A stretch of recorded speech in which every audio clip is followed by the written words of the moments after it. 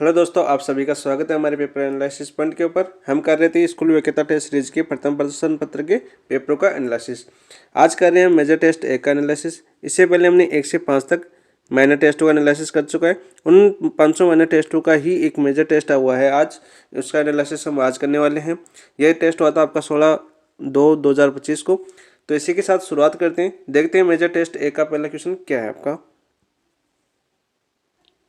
पहला क्वेश्चन आपका, यदि ए तथा बी दो परिमेय संख्या है, इस तरह हो कि 2 + √3 बटा 2 - √3 बराबर a + b√3, तो ए तथा बी का मान क्रमशः होंगे।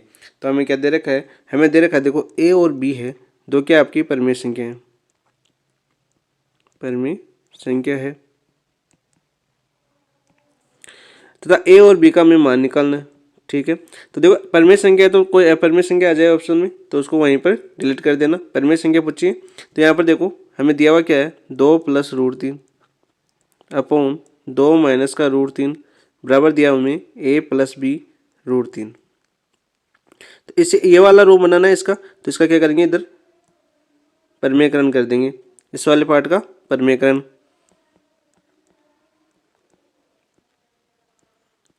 हम परिमेयकरण करते हैं 2 + √3 और 2 + √3 से ऊपर नीचे गुणा करवा देते हैं। तो क्या हो जाएगा आपका 2 - √3 और 2 + √3 और बराबर क्या आपका a + b√3। आगे क्या हो जाएगा आपका, देखो ऊपर 2 + √3 का क्या हो जाएगा होल स्क्वायर, 2 + √3 का क्या हो जाएगा होल स्क्वायर, और नीचे क्या हो जाएगा a² - b², a² - का b², तो क्या होता है आपका a - b और a + का b। तो यहाँ से देखो 2 का स्क्वायर कितना हो जाएगा 4, √3 का स्क्वायर कितना हो जाएगा 3, और हमारा बराबर क्या दे रखा है a + b√3। तो यहाँ से देखो नीचे तो क्या बनेगा आपका 4 - 3 1, तो हमारा क्या बन गया आपका 2 + का √3 का स्क्वायर बराबर a + b√3। अब देखिए स्क्वायर खोल दीजिए इधर, तो a² + b² क्या होता है आपका a², तो 2 का स्क्वायर 4 + √3 का स्क्वायर 3 + 2√3, तो क्या हो जाएगा आपका 2 दूनी 4 √3 बराबर a + b√3। यहाँ से 4 3 कितने हो गए आपके 7 + 4√3 बराबर a + b√3। ये वाला बन गया आपको देखो। तो यहाँ से क्या करेंगे हम, तुलना कर दी, तुलना करने पर a बराबर क्या हो जाएगा आपका 7 और b बराबर क्या हो जाएगा आपका 4। तो आपका आंसर क्या हो जाएगा आपका 7 और 4। अब देखिए क्वेश्चन नंबर 2 देखते हैं हम। क्वेश्चन नंबर 2 क्या दिया हुआ है आपका, निम्न में से असत्य कथन है, ये में पूछा है। तो देखो माना n बराबर और x बराबर कितना 2 माना मैंने। तो यहाँ से देखिए ऑप्शन नंबर 1 से देखो, ऑप्शन नंबर 1 क्या दे रखा है हमें, ऑप्शन 1 हमें दे रखा है 1/4 2n बराबर 2n - का 2। यहाँ पर देखो n बराबर 2 रखूँगा तो क्या बचेगा आपका 1/4 2 बराबर 2 का 2। यहाँ से देखो 2 का स्क्वायर 4/4 बराबर 2 - 2 कितना हो गया आपके 0, तो 2 की पावर 0। तो यहाँ से क्या हो गया आपका 1 बराबर 2 की पावर 0 का मान क्या होता है 1। तो ये तो आपका सही है ऑप्शन नंबर 1। तो नेक्स्ट देखिए question option number 2। Option number 2 क्या है आपका 4n - 1 बराबर 1/4 और 4n। यदि इसे मैं n बराबर 2 रखूँ तो क्या हो जाएगा आपका, देखो 4 2 - 1 बराबर 1/4 और 4 का स्क्वायर। तो ये क्या हो गया आपका 4 - 2 1, तो 4, और ये क्या हो गया 4 का स्क्वायर 16/4, तो बराबर क्या हो गया आपका 4। तो ये भी आपका सही है ऑप्शन नंबर 2 भी। नेक्स्ट देखिए ऑप्शन नंबर 3, देखिए आपका ऑप्शन नंबर 3 क्या आपका,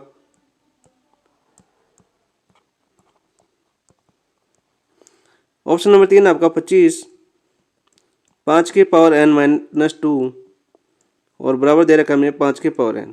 यदि n बराबर 2 रखता हूँ मैं तो यहाँ पर से क्या आ जाएगा, देखो 25 और 2 - 2 क्या हो जाएगा 0, तो 25 और 5 का स्क्वायर कितना हो जाएगा आपका 25। तो ये भी आपका सत्य है। तो बच्चा कौन सा आपका ऑप्शन नंबर 4। ऑप्शन नंबर 4 हमें क्या दे रखा है, ऑप्शन नंबर 4 हमें दे रखा है 2x + 1 बराबर 2x प्लस का 1। तो हमने n बराबर x बराबर कितना माना 2, तो x बराबर 2 रखेंगे तो क्या हो जाएगा 2 + 1 बराबर 2 का स्क्वायर प्लस का 1। तो ये कितना हो गया 2 की पावर 3 यानी 8 बराबर 2 की पावर 4 प्लस ये कितना हो गया 5। क्या 8 बराबर है 5 के?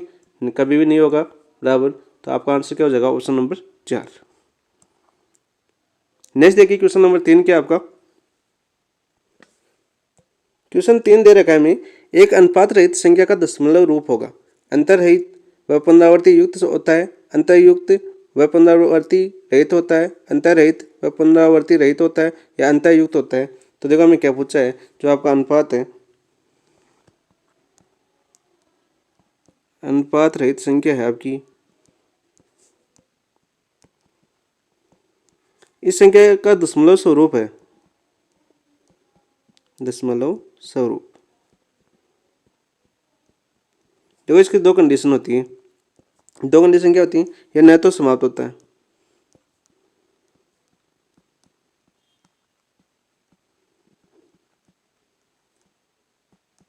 न तो समाप्त होता है आपका, और न ही इसमें कोई निश्चित पैटर्न दोहराता है।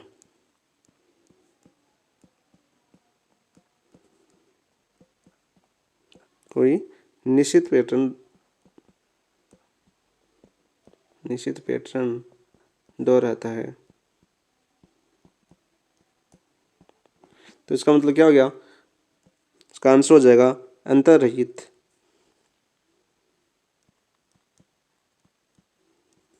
व पुनरावर्ती रहित।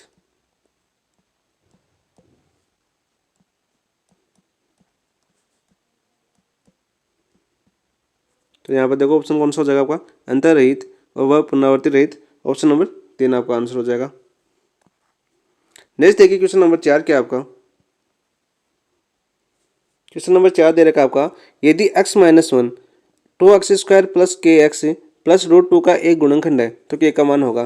तो हमें क्या दे रखा है, x - 1 है, ये आपका 2x² प्लस का के एक्स और प्लस √2 का क्या एक गुणनखंड है।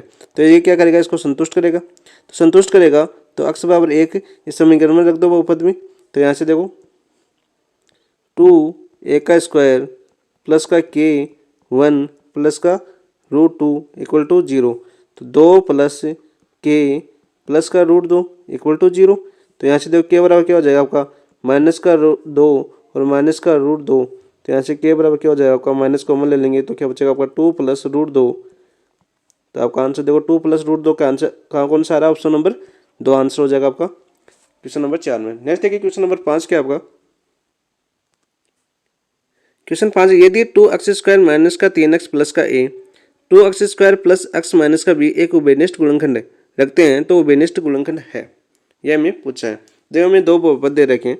दो बहुपद कौन से दे रखे हैं, हमें दे रखे हैं 2x² माइनस का 3x और प्लस का a। दूसरा दे रखा है हमें 2x² प्लस का x और माइनस का b। एक मूल क्या है इसका, उभयनिष्ठ है।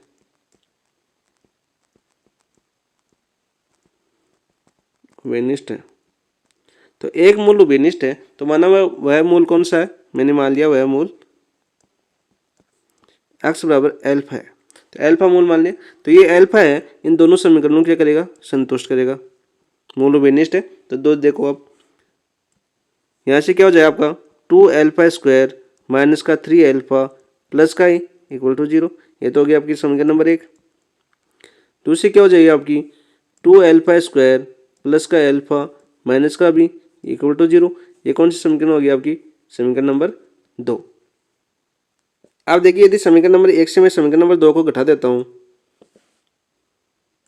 समीकरण नंबर 1 से माइनस करो समीकरण नंबर 2 को, तो समीकरण नंबर 1 है आपकी 2x² माइनस का 2α² माइनस का 3α प्लस का a। यदि माइनस करो मैं यहाँ से 2α² प्लस का अल्फा माइनस का b = 0। तो यहाँ से देखो क्या बचेगा अपना 2α² माइनस का 3α प्लस का a माइनस का 2α² माइनस का अल्फा और प्लस का b = 0। तो यहाँ से देखिए अल्फा स्क्वायर से 2α² कैंसिल हो जाएगा, माइनस का 3α और माइनस का अल्फा क्या हो जाएगा आपका 4α प्लस का a और प्लस का b = 0। तो यहाँ से देखो अल्फा का मान क्या आ जाएगा, अल्फा का मान आ जाएगा 4α बराबर a प्लस b और अल्फा बराबर क्या आ गया आपका a प्लस बी बटा 4। तो हमने मूल क्या बना था, मूल बना था हमने x बराबर अल्फा। तो देखो x माइनस अल्फा क्या हो जाएगा आपका x, और माइनस अल्फा का मान रख दो आप a प्लस बी अपॉन 4, आपका आंसर। नेक्स्ट क्वेश्चन देखिए, क्वेश्चन नंबर 6 नंबर क्या आपका, p की किस या किन मानों के लिए समीकरण युग्म दे रखा है हमें 2x प्लस 3y माइनस का 5 और पी एक्स माइनस का 6y और माइनस का 8 इक्वल टू 0 का अद्वितीय हल है, अद्वितीय हल है। तो हमें क्या दे रखी है, दो इक्वेशन दे रखी है हमें 2x प्लस का 3y और माइनस का 5 इक्वल टू 0। दूसरी इक्वेशन दे रखी है हमें पी एक्स माइनस का 6y और माइनस का 8 इक्वल टू 0।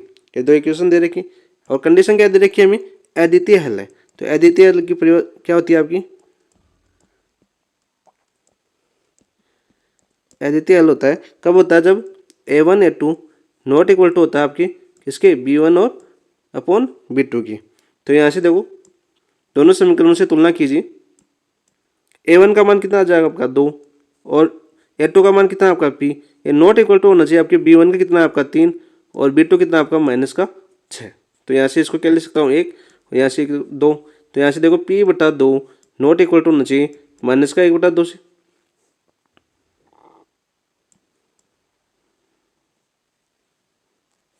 सॉरी देखिए 2 बटा पी, 2 बटा पी नॉट इक्वल टू होना चाहिए आपका माइनस का 1 बटा 2 से। तो यहाँ से पी बराबर क्या आ जाएगा, पी नॉट इक्वल टू होना चाहिए आपके माइनस का 4।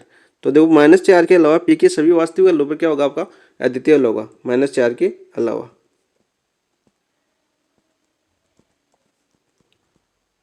सभी वास्तविक मानों पर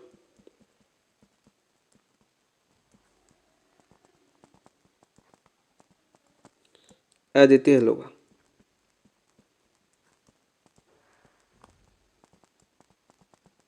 तो आंसर क्या हो जाएगा आपका, ऑप्शन देख लीजिए, ऑप्शन नंबर 6 में आंसर हो जाएगा ऑप्शन नंबर 2 आपका।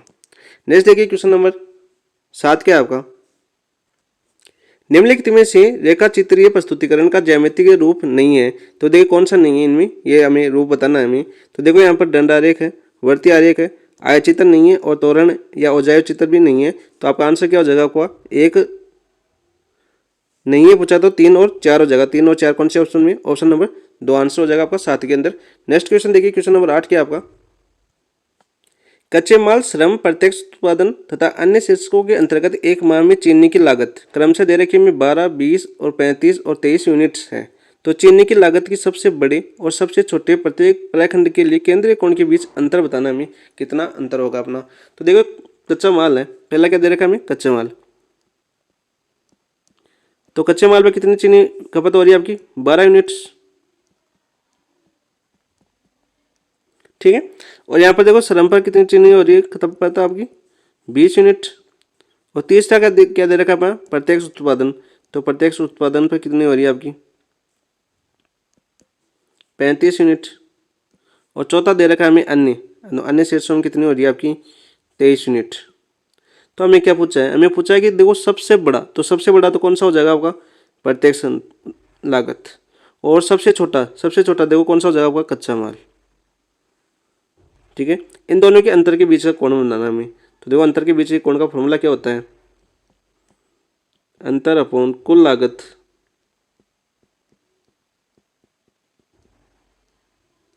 इंटू 360, कोणों का अंतर बताना है। तो देखो यहाँ से क्या हो जाएगा आपका 35 माइनस का 12 अपॉन टोटल कितनी हो जाएगी, देखो ये 12, इनको जोड़ो आप।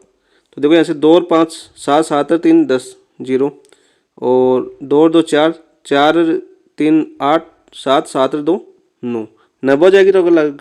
तो यहाँ से देखो 90 इंटू हो जाएगा आपका 360 डिग्री। तो यहाँ से देखो 35 में से 12 गए तो कितने बचे आपके, 5 में से 2 गए तो 3 और 3 में से 1 गया तो 2, 23 बटा 90 इंटू 360। यहाँ से देखो बिंदु से बिंदु चला जाएगी, 9 चौक 36 4 बार। तो 23 इंटू 4, 4 3 12 और 4 दूनी 8 1 9, 9 डिग्री आपका आंसर हो जाएगा 92 डिग्री। तो देखो 92 डिग्री कौन से ऑप्शन में, तो यहाँ पर 8 में आपका आंसर हो जाएगा ऑप्शन नंबर 1। नेक्स्ट देखिए क्वेश्चन नंबर 10 क्या है आपका, 9 बताना है। यदि मध्यम विषम बंटन में बहुलक माध्य के मान क्रमशः, देखो बहुलक और माध्य के मान क्रमशः दे रखा है और विषम बंटन में 6 लेमडा एवं 9 लेमडा, तो माध्यिका का मान बताना है। तो देखो इन जब भी विषम बंटन हो तो ये कंडीशन होती है आपकी, विषम बंटन में माध्य माइनस होता है आपका माध्य माइनस बहुलक,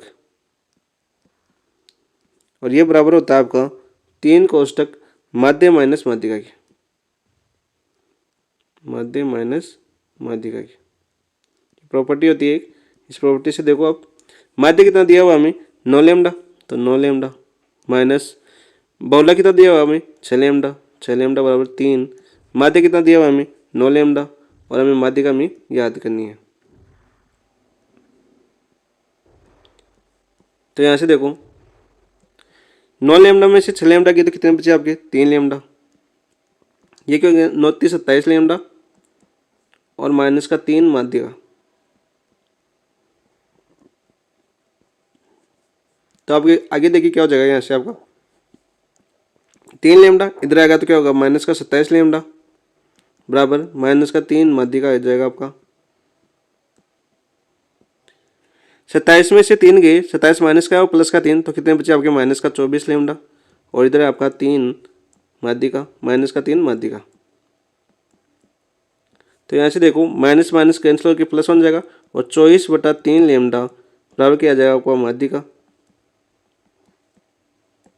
तो यहाँ से माध्यिका का मान क्या आ जाएगा आपका, माध्यिका बराबर आ जाएगा आपका 8 3 24, 3 का 8 बार जाएगा 8 लेमडा, आपका आंसर। नेक्स्ट देखिए क्वेश्चन नंबर 10 क्या आपका, दी गई आकृति में दर्शाए गए सजावट के लिए प्रयोग होने वाला ब्लॉक 2 ठोसों से मिलकर बना है। इनमें से एक घन है और दूसरा आपका अर्धगोला है।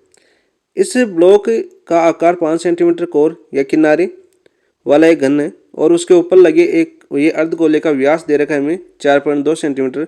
तो उस ब्लॉक का संपूर्ण पृष्ठीय क्षेत्रफल हमें निकालना है। तो देखो यहाँ से क्या हो जाएगा, देखो ब्लॉक का संपूर्ण क्षेत्रफल क्या हो जाएगा आपका, ब्लॉक का पृष्ठीय क्षेत्रफल निकालना हमें। तो यहाँ से देखो क्या हो जाएगा आपका, ये क्या है आपका घन दे रखा है हमें, तो क्या हो जाएगा आपका घन का पृष्ठीय क्षेत्रफल, घन का पृष्ठीय क्षेत्रफल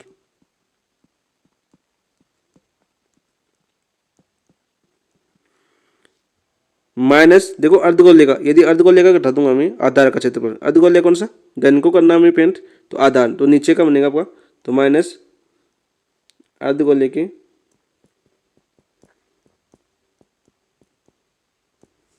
आधार का क्षेत्रफल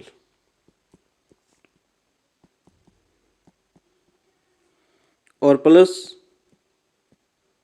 अर्धगोले का पृष्ठीय क्षेत्रफल।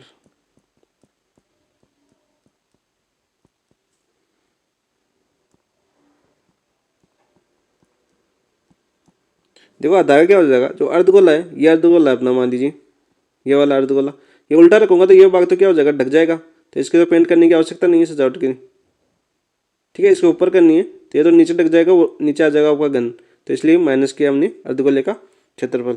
तो अब देखो मना क्या हो जाएगा, यहाँ से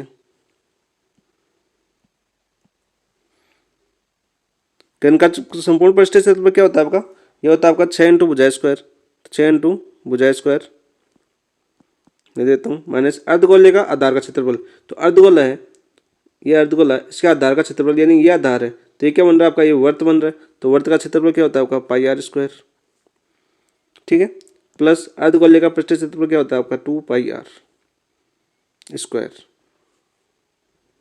अब देखिए आप 6 गुणा भुजा स्क्वायर, भुजा कितनी दे रही है हमें 5, तो 5 का स्क्वायर माइनस का पाई, पाई का मान कितना हो जाएगा आपका 22/7, आर देखो आर व्यास दे रखा है हमें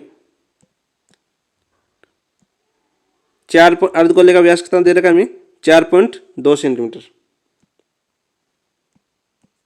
व्यास दे रखा है हमें कितना 4.2 सेंटीमीटर, तो त्रिज्या क्या हो जाएगी आपकी 4.2/2 सेंटीमीटर। तो यहाँ से देखो इंटू 4.2/2 इंटू 4.2/2 प्लस 2 पाई का मान हो जाएगा आपको 22/7 और आर का मान वही हो जाएगा 4.2/2 और इंटू 4.2/2। यहाँ से दे रखा है हमें 4.2। तो यहाँ से देखिए 5 का 25, 25 का कितना हो जाएगा 150, ये तो हो गया आपका 150। ठीक है,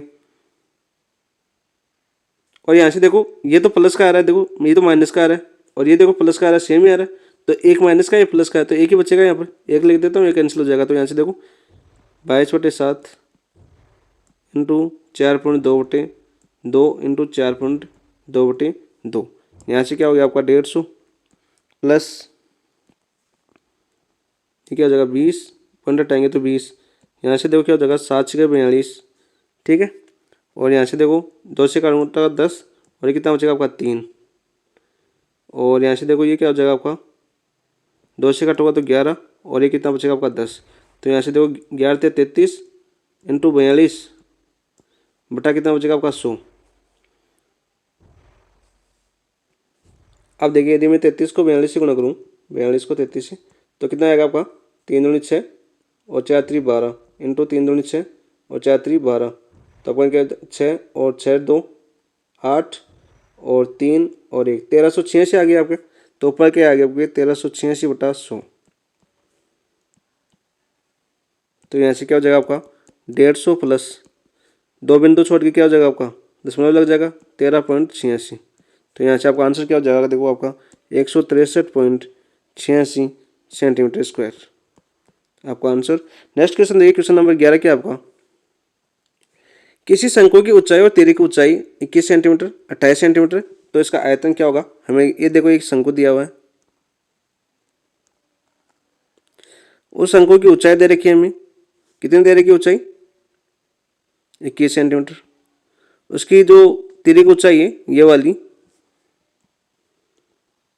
ये दे रखी है हमें 28 और ये होगी इसके आर। तो शंकु का आयतन निकालना है, तो आयतन का फॉर्मूला क्या होता है आपका, आयतन का फॉर्मूला होता है आपका 1/3 पाई आर स्क्वायर एच।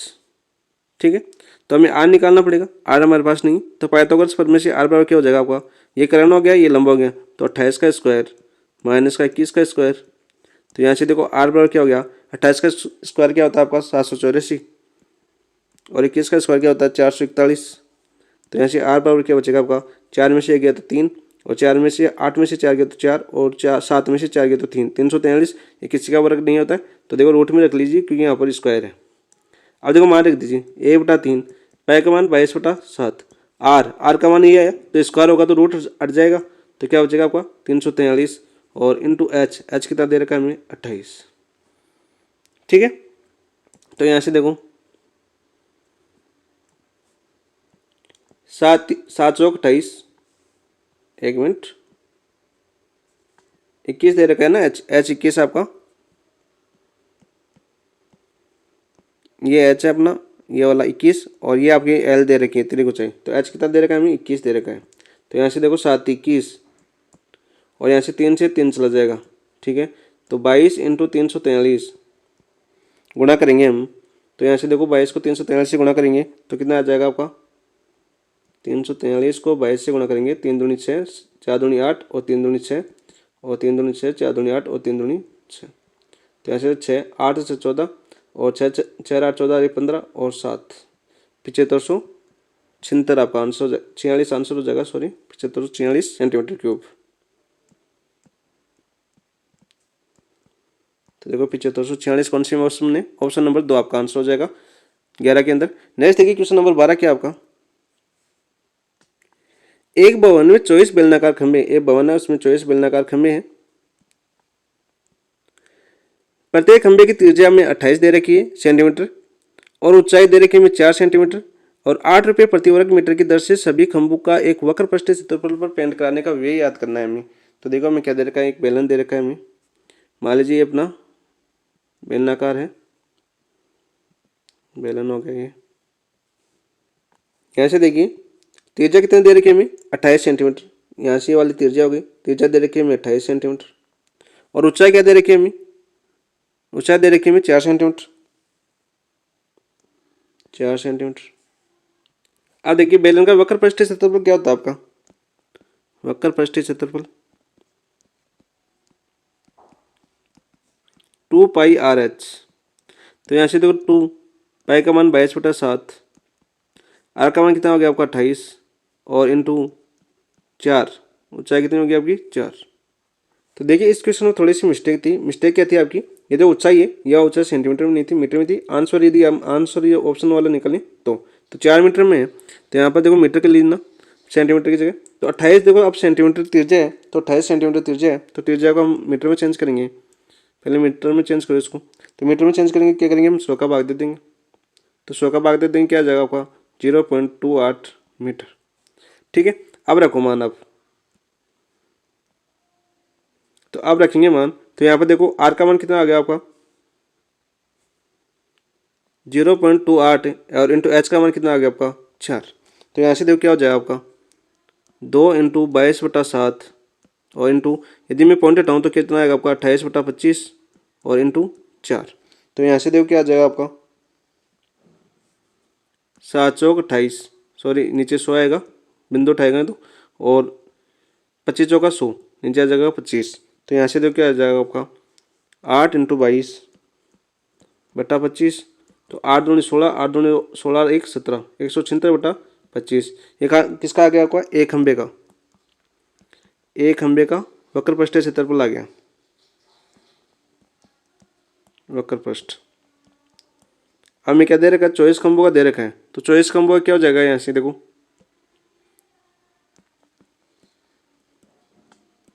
24 खंभों का वक्र पृष्ठ क्षेत्रफल क्या हो जाएगा आपका 176/25 और इंटू 24। तो यहाँ से देखो क्या आ गया आपका 25 का भाग दो इसमें, तो 25 25 25 तो 25 25 50 25 75 25 चौका 100 25 पंजे 125 25 का 150 25 संते 175, तो 175 7 बार एक बचा, तो एक में जाएगा 0, पॉइंट लगाएंगे 0 उतरेगा, 10 में भी नहीं जा रहा, फिर से 0 लेंगे हम, और नीचे क्या बच गया 100, तो 25 चौका 100 इंटू 24, और इसको गुणा करेंगे। देखो 24 को मैं गुणा करूँ 4 से, तो 24 चौक क्या होता है 96, तो 96 आ जाएगा आपका 96 ऐसा कैसा, और 24 0 है तो 96 ऐसा, 24 अंत कितना होता है आपका 168, तो 168 और 2 छोड़ के पॉइंट 0, 168.96 आ गया। अब अपनी वे निकालना हमें टोटल 8 रुपये का, 24 खंभों पर पेंट कराने का कुल वे,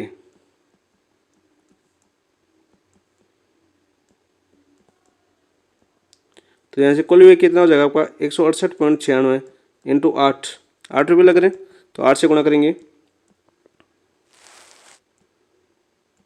8 से 48, 8 4 लगे, 8 9 में 72, 72 4 76, 7 लगे और 8 64 64 64 और 7 कितने हो जाएंगे आपके 71, 1 लगेंगे 7, और 8 से 48 48 और 7 कितने हो जाएंगे आपके 5 55, 5 और 8 5 13, यानी 1351.68 रुपये आ जाएंगे आपका आंसर। अब देखिए नेक्स्ट क्वेश्चन, देखिए क्वेश्चन नंबर 13 क्या आपका 46 ग्राम सोडियम परमाणु में कणों की संख्या होगी। 46 ग्राम सोडियम परमाणु है, और कौन सा परमाणु दे रखा हमें सोडियम, तो सोडियम का क्या द्रव्यमान क्या होता है आपका, सोडियम का द्रव्यमान देखो, सोडियम का द्रव्यमान होता है आपका 23, ठीक है, और हमें कुल द्रव्यमान कितना दे रखा है हमें 46। तो देखो कणों की संख्या बतानी है हमें, कणों की संख्या, तो कणों की संख्या क्या हो जाएगी आपकी, कुल द्रव्यमान कितना दे रखा है हमें 46 बटा अणु का या तत्व का द्रव्यमान कितना हो जाएगा आपका 23 इंटू अवगाद्रो संख्या, अवगाद्रो संख्या कितनी होती है आपकी 6.22 इंटू 10 की पावर 23, यहाँ से 23 दूना 46, तो 2 इंटू 6.22 02 6.022 इंटू 10 की पावर 23, तो यहाँ से देखो क्या हो जाएगा आपका 2 दूनी 4 2 दूनी 4 0 और 6 चौका 24, 6 दूनी 12, तो 0.3 छोड़ के इंटू 10 की पावर 23, तो कणों की संख्या क्या हो जाएगी आपकी 12.044 इंटू 10 की पावर 23। फॉर्मूला कौन सा लगाए देखो,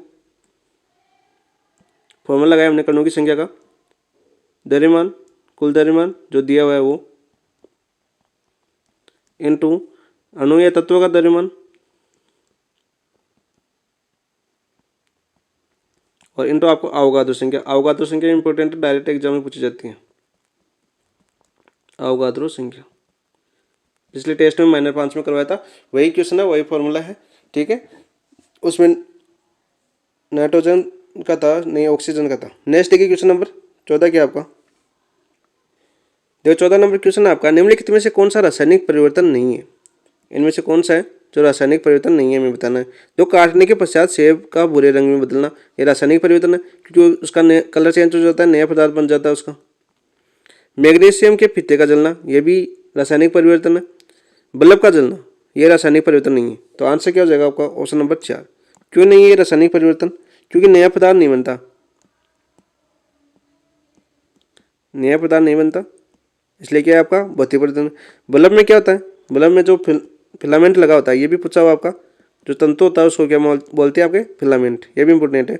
ये सिर्फ गर्म होता है और गर्म होने के बाद चमकता है। गर्म होने से क्या होता है, ये फिलामेंट चमकता है, इसलिए रोशनी हो जाती है, तो प्रकाश हो जाता है। तो इसका मतलब ये नहीं है कि इसमें नया पदार्थ बन रहा है, नया पदार्थ नहीं बन रहा है। तो यहाँ पर क्या हो जाएगा, ऑप्शन नंबर 3 आपका आंसर। नेक्स्ट देखिए क्वेश्चन नंबर 15 क्या आपका, देखिए 15 नंबर दे रखा है हमें, निम्नलिखित रासायनिक समीकरण को संतुलित करने के लिए PbNO3 का ऑल्टोइस PbO NO2 तथा O2 के गुणांक क्रम से होंगे। तो हमें देखो समीकरण क्या दे रखे हैं, पहले तो हमें समीकरण का पता होना चाहिए। लेट PbNO3 का होल ट्वाइस, और तापमान पर क्या हो रही है, ये टूट रही है PbO में प्लस NO2 में और प्लस O2 के अंदर। यहाँ पर देखो लेड का एक अणु है, यहाँ पे लेड का एक अणु है, ठीक है। यहाँ पर देखो नाइट्रोजन का एक अणु है और ऑक्सीजन के 6 अणु है। ऑक्सीजन कितने अणु है, 6 अणु। यहाँ पर देखो ऑक्सीजन का एक तो ये रहा और 2 ये रहे 4 और एक रहा 5, 5 ही उधर 6 नहीं है, नाइट्रोजन का एक है, तो उसको 6 बनाएंगे। तो यहाँ पर देखो, यहाँ से पहले को मैं 2 से गुणा करूँ इसको Pb को, तो यहाँ से देखो Pb कितने हो जाएंगे आपके, लेड 2 हो जाएंगे, नाइट्रोजन भी 2 हो जाएंगे, ऑक्सीजन 6 तो ये थे, कितने हो गए आपके 12। तो इसको 12 बनाने के लिए इसको लेड को कितना बनाना है 2, तो इसको 2 से गुणा करेंगे। तो यहाँ पर कितने हो गए आपके, लेड 2 हो गए, ऑक्सीजन भी कितने हो गए आपके 2 हो गए, 2 तो ये हो गए। अब नाइट्रोजन देखो यहाँ पर कितने हो गए 2, तो इसको 2 से गुणा करवाएंगे, तो नाइट्रोजन 2 हो गए, ऑक्सीजन कितने हो गए 4। तो यहाँ से देखो 2 तो ये रहे और 4 ऑक्सीजन, एक मिनट, यहाँ पर देखो N होल ट्वाइस 2 है, तो ऑक्सीजन नाइट्रोजन के 2 अणु है, तो यहाँ पर 4 बनानी है यहाँ पर, ठीक है। तो यहाँ पर कितने हो गया आपको, देखो 2 से गुणा करवाऊंगा तो 4, तो यहाँ पर 4 बनाने, तो यहाँ पर 2 से नहीं 4 से गुणा करेंगे। यहाँ पर 4 से करेंगे तो नाइट्रोजन के 4 हो गए और ऑक्सीजन कितने हो गए 8, और यहाँ पर देखो 6 और 12, तो यहाँ से देखो ऑक्सीजन के 2 तो ये रहे और 4 दूनी 8 ये रहे, 2 ये रहे 12 हो गए। तो यहाँ से देखो नए समीकरण क्या बन जाएगी आपकी, 2PbNO3 का होल ट्वाइस, ये क्या हो जाएगा आपका 2PbO plus 4NO2 plus O2, ये संतुलित हो गई। तो यहाँ से देखो क्या बनाया हमने, 2:2:4:1।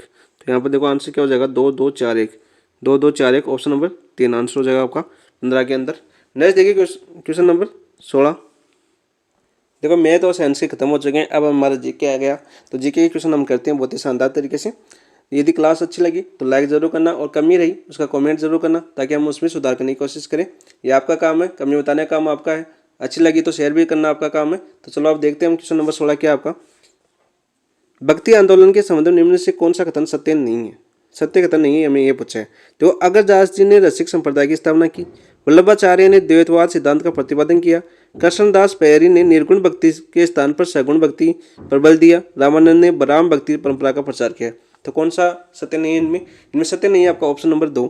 देखो वल्लभ संप्रदाय ने द्वैतवाद सिद्धांत का प्रतिपादन किया, वल्लभ संप्रदाय है, वल्लभ संप्रदाय ने कौन से सिद्धांत का प्रतिपादन किया था आपका, देखो आप सिद्धांत आ गया तो सिद्धांत आपको याद होना चाहिए। सिद्धांत कौन सा था आपका, शुद्ध द्वैत, शुद्ध द्वैत।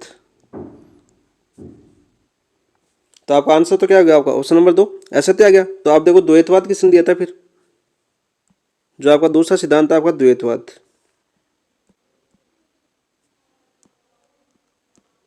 तो द्वैतवाद है वो किसका सिद्धांत था, कौन से संप्रदाय का सिद्धांत था, ये आपको बताना है। तो चलो मैं बता देता हूँ, गौड़ी संप्रदाय का था आपका, गौड़ी संप्रदाय का था। ठीक है, अब देखो क्वेश्चन की थोड़ी व्याख्या करते हैं। अगरदास जी आपके कृष्णदास पैरी बाबा के शिष्य थे। ठीक है, इन्होंने रेवासा सीकर, यानी यहाँ ये पीठ कहाँ पर आपकी, रेवासा के अंदर, और रेवासा कहाँ आपका, सीकर के अंदर। इंपॉर्टेंट है, एग्जाम में पूछा जा सकता है, क्योंकि 2024 में ये चर्चा में भी रही थी। रामानंद है, रामानंद रामवती पर, इसको किन नाम से जाना जाता है, देखो दक्षिण भारत से उत्तर भारत में, दक्षिण से उत्तर भारत में भक्ति के 50 तत्व कार्य किसने किया था, रामानंद ने किया था आपके। ठीक है, अब देखो थोड़ा सी हम व्याख्या कर लेते हैं इन संप्रदायों की, क्योंकि ये संप्रदाय बार बार पूछे जाते हैं, और इन संप्रदायों का देखो क्या सिद्धांत वगैरह पूछे जाते हैं। देखो आपका वल्लभ संप्रदाय है,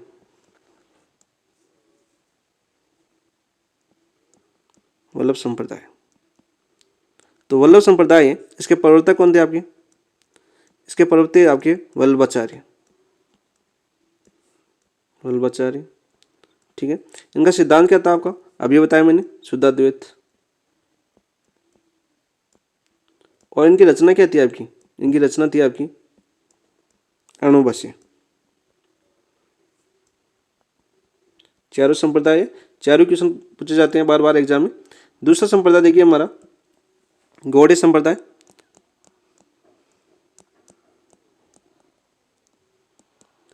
तो गौड़ीय संप्रदाय का अभी मैंने सिद्धांत देखा है। हमें पहले तो इसका प्रवर्तक पता होना चाहिए आपका। प्रवर्तक कौन थे आपके, चैतन्य महाप्रभु, चैतन्य महाप्रभु। और इनका सिद्धांत क्या था आपका, अभी मैंने बताया द्वैतवाद।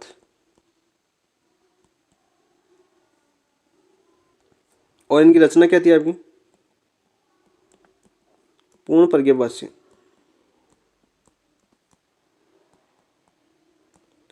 तीसरा देखिए आपका निम्बार्क संप्रदाय। निम्बार्क के इसके प्रवर्तक कौन थे आपके, निम्बार्काचार्य।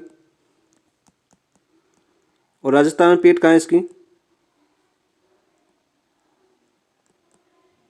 इस्लामाबाद अजमेर के अंदर, किशनगढ़ अजमेर के अंदर। और इसका सिद्धांत था आपका निम्बार्काचार्य का द्वैताद्वैत भी आ सकता है, या भेदाभेद भी आ सकता है आपका, भेदाभेद। और इनकी कृति या रचना क्या थी आपकी, वो थी आपकी वेदांत परिजात भाष्य, परिजात भाष्य। ठीक है, यही सिद्धांत कौन सा रह गया आपका, रामानुज वाला। तो रामानुज सिद्धांत के बारे में जान ली। इसका सिद्धांत क्या था आपका, विशिष्टाद्वैत,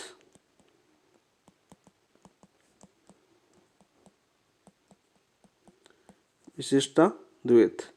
और इनकी रचना क्या थी आपकी, श्री भाष्य। तो हमने चारों संप्रदाय पढ़ ली, चारों संप्रदाय के प्रवर्तक पढ़ लिए, चारों संप्रदाय के सिद्धांत पढ़ लिए, चारों संप्रदाय की रचना पढ़ ली। ये चारों एग्जाम में बार बार पूछ जाती है। और वैसे आज वाला टेस्ट तो पूरा ही एग्जाम में पूछा हुआ क्वेश्चनों का है, प्रीवियस ईयर क्वेश्चनों का टेस्ट आज। तो आपको ये पता होना चाहिए सभी क्वेश्चन आपके एग्जाम में सीधे पूछे गए हैं, एक यही option same to same. Next देखिए क्वेश्चन नंबर 17 क्या आपका, क्वेश्चन नंबर 17 है आपका, विक्रम संवत के अनुसार एक वर्ष में आने वाले निम्नलिखित त्योहारों का क्रम आरंभ से अंत तक व्यवस्थित करना है हमें। तो आरंभ से अंत तक करते हैं। तो सबसे पहला ऑप्शन क्या दे रखा है हमने, रामनवमी। तो रामनवमी है, तो रामनवमी कौन सी माह में आती है आपकी, चैत्र शुक्ल नवमी को, चैत्र माह में आती है और शुक्ल नवमी को आती है रामनवमी। दूसरा ऑप्शन दे रखा है हमें गुरु पूर्णिमा। गुरु पूर्णिमा है वो कब आती है आपकी, वो आती है आपकी आषाढ़ पूर्णिमा को, आषाढ़ पूर्णिमा। और इसके अन्य नाम भी लिख लीजिए, इसका अन्य नाम क्या बोलते हैं आपको, व्यास पूर्णिमा भी बोलते हैं इसको, वेद पूर्णिमा भी बोलते हैं। तीसरा ऑप्शन दे रखा है हमें दशहरा। दशहरा आप जानते हो राजस्थान कोटा का प्रसिद्ध है। दशहरा कौन सा आपका, आश्विन शुक्ल दशमी को आता है, नवरात्रा के जस्ट बाद, आश्विन शुक्ल दशमी। ठीक है, चौथा ऑप्शन देखो ऋषि पंचमी, ऋषि पंचमी दे रखा है। और ऋषि पंचमी के बाद आपका भाद्रपद शुक्ल पंचमी को। शुक्ल पंचमी को। अब देखो मैंने देखो पहले चैत्र आता है, फिर आषाढ़ आता है, फिर भाद्रपद आता है और फिर आश्विन आता है। तो ऑप्शन देखो पहले चैत्र, चैत्र मतलब 1 2 फिर 4 और फिर 3, ऑप्शन नंबर 2 आपका आंसर हो जाएगा 17 के अंदर। नेक्स्ट क्वेश्चन देखिए, क्वेश्चन नंबर 18 क्या आपका। राजस्थानी लोक संस्कृति में वर पक्ष की महिलाओं द्वारा वर वधु को आदि व्याधि से मुक्त रखने की मनोकामना स्वरूप किस रस्म का अभ्यास किया जाता है। धाड़, अड़ाहू, खोंडिया या धोक। तो देखो मुझे तो इसका मालूम नहीं, तो आंसर तो इसका होगा खोड़िया, ऑप्शन नंबर 2। जिसको मालूम हो वो इसके बारे में विस्तार से बताए क्या क्या रस्म की जाती है। नेक्स्ट देखिए क्वेश्चन नंबर 19। पश्चिम राजस्थान की उपबोली है, पश्चिम राजस्थान की उपबोली कौन सी है। देखो चौरासी है, राठी है, देवड़ावाटी है या निमाड़ी है। तो हमें पश्चिम राजस्थान की पूछी है, तो देखो ऑप्शन नंबर 2 है, वो कहाँ की आपकी बोली, सिरोही की। तो आंसर क्या हो जाएगा आपका, ऑप्शन नंबर 2 पश्चिम राजस्थान की। तो पश्चिम राजस्थान की तो है, तो साथ में ये भी जानना पड़ेगा कि चौरासी कहाँ की है। तो देखो चौरासी कहाँ की आपकी, चौरासी आपका शाहपुर है। शाहपुरा कौन सा, भीलवाड़ा वाला नहीं, कौन सा वाला, जयपुर वाला, वहाँ बोली जाती है चौरासी बोली आपकी। ठीक है, दूसरा वाला देखो आपकी निमाड़ी है, तो निमाड़ी कहाँ बोली जाती है आपकी, मालवा क्षेत्र की बोली है, मालवी की उपबोली है निमाड़ी। तो आपकी झालावाड़ वाली, जहाँ मध्य प्रदेश की सीमांत रखती है ना, वहाँ पर झालावाड़, कोटा भी बोली जाती है थोड़ी बहुत, झालावाड़ मेन है। और तीसरे देखो राठी बोली दे रखी है हमें, राठी। तो राठी तो अपना जो नया जिला बना है कौन सा आपका, बेरोड कोटपुतली, बेरोड कोटपुतली, वहाँ पर बोली जाती है। और इस राठी को उपनाम ये किसका है आपका, अहिर वाटी का ही उपनाम है आपका, अहिर वाटी बोली है आपकी, उसका ही उपनाम है। और एक आपकी एग्जाम में पूछा गया भी है। नेक्स्ट देखिए क्वेश्चन नंबर 20 क्या आपका। निम्नलिखित में से कौन सा युग्म सही सुमिलित नहीं है, हमें सही सुमिलित युग्म नहीं है ये हमें बताना है। तो नेमिनाथ जी का 12 मासा कवि पालन ने लिखी थी, ये आपका सही है। वीर मायण श्रीधर व्यास, भाषाभूषण जसवंत सिंह, वीर विनोद देखो श्यामदास ने लिखी थी, ये भी सही है। और भाषाभूषण किसने लिखी थी आपकी, जसवंत सिंह है। तो वीर जो मायण है, वीर मायण है, ये किसने लिखी थी फिर, वीर मायण लिखी थी आपकी डाढ़ी बादल ने, डाढ़ी और बादर कौन थे आपके, चारण कवि थे, ये चारणों की कवि है, चारण कवि थे, इन्होंने लिखी थी। श्रीधर व्यास ने नहीं लिखी। तो ऐसा मिलित पूछा था, तो आंसर क्या हो जाएगा आपका, ऑप्शन नंबर 2 बेस के अंदर। नेक्स्ट देखिए क्वेश्चन नंबर 21 क्या आपका, कि संगठ चित्रशैली के विषय में कौन सा कथन असत्य है। कि संगठ चित्रशैली इंपॉर्टेंट है, इसे कौन सा कथन असत्य है हमें बताना है। तो इसमें नारी सौंदर्य, तो नारी सौंदर्य तो इंपॉर्टेंट है, इसकी प्रमुख विशेषता क्या है आपका, नारी सौंदर्य। बार बार पूछा जाता है कि संगठ शैली का प्रमुख विषय क्या है आपका, नारी सौंदर्य, तो ये तो इंपॉर्टेंट है ही। स्वरूप नकली चिबुक है, कमल सी आंखें चित्रित की गई है, ये आपका सत्य कथन है। इस विषय वस्तु पर, विषय वस्तु मुख्यतः कृष्ण लीला है, राधा रानी का उल्लेख है इसमें। इस शैली में सुनहरे रंग का प्रयोग नहीं किया गया, सुनहरे रंग का द्वितीय ये नहीं है आपका। निहालचंद इस शैली का प्रमुख चित्रकार है, ये भी है। तो असत्य पूछा तो क्या आ जाएगा आपका, ऑप्शन नंबर 3 आंसर हो जाएगा। चलो कि संगठ आ गया, तो कि संगठ शैली के बारे में थोड़ी बहुत जानकारी ले लेते हैं। कि संगठ शैली आपकी चित्र शैली है, कहाँ की थी आपकी, अजमेर। और कौन सी स्कूल की है ये आपकी, मारवाड़ स्कूल की है। कौन सी स्कूल के अंदर आती है, मारवाड़ स्कूल के अंदर आती है। कि संगठ शैली का है वो स्वर्णकाल कौन सा माना जाता है आपका, स्वर्णयुग किसके काल को माना जाता है आपके, सावंत सिंह या नागरीदास के। सावंत सिंह अब भी आ सकता है, और सावंत सिंह का नाम था आपका नागरीदास। ठीक है भाई, ठीक है। इस शैली का प्रमुख चित्र क्या है आपका, प्रमुख चित्र देखो बनी ठनी, ये भी आपका एग्जाम में पूछा जा चुका है, बनी ठनी। और बनी ठनी तो इंपॉर्टेंट है आपकी, बनी ठनी पर तो आज तक बहुत क्वेश्चन पूछे जा चुके हैं। तो बनी ठनी पर देखो एक तो क्या पूछा जा चुका है, 1973 में इस पर डाक टिकट जारी किया गया था, डाक टिकट पूछा जा चुका है। ठीक है, और इसके चित्रकार पूछा जा चुका है, इसका चित्रकार कौन था आपका, अभी पूछा है ऑप्शन नंबर 4 देखो, निहालचंद, मोरध्वज निहालचंद, ये भी आपका पूछा जा चुका है। ठीक है, बनी ठनी को और क्या बोलते हैं, भारत की मोनालिसा, भारत की मोनालिसा बोला जाता है इसको, मोनालिसा। ठीक है, इसके संगठित चित्र से लिए इसको प्रकाश में ले आने का श्रेय किसको जाता है, इसको प्रकाश में कौन लेके आए थे आपके, फियाज अली और एरिक डिक्सन, इसको प्रकाश मिलाने कार्य किया था। और एरिक डिक्सन ही जो बनी ठनी है इसको भारत की मोनालिसा कहा था। देखो कहाँ से कहाँ कनेक्ट हुआ है, ठीक है, साथ में साथ काम हो गया। और यहाँ पे देखो रंग, देखो यहाँ से प्रमुख रंग कौन थे, इसमें हरा रंग तो आपका पृष्ठभूमि था, पृष्ठभूमि हरा रंग, क्योंकि कृष्ण लीलाओं के चित्र होने हरा इंपॉर्टेंट है। हरे के साथ आपका पीला और गुलाबी, सुनहरे रंग का इसमें प्रयोग नहीं हुआ, तो ऑप्शन नंबर 3 इसका आंसर हो जाएगा।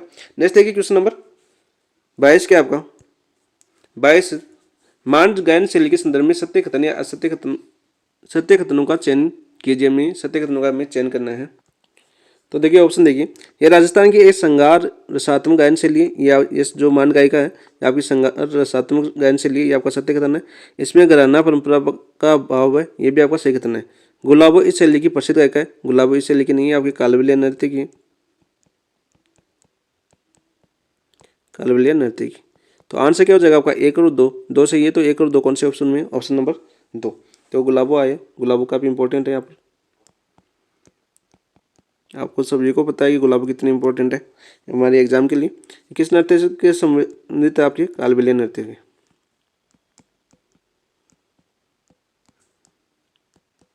और नृत्य कौन सी करती है जाति आपकी, सपेरा जाति,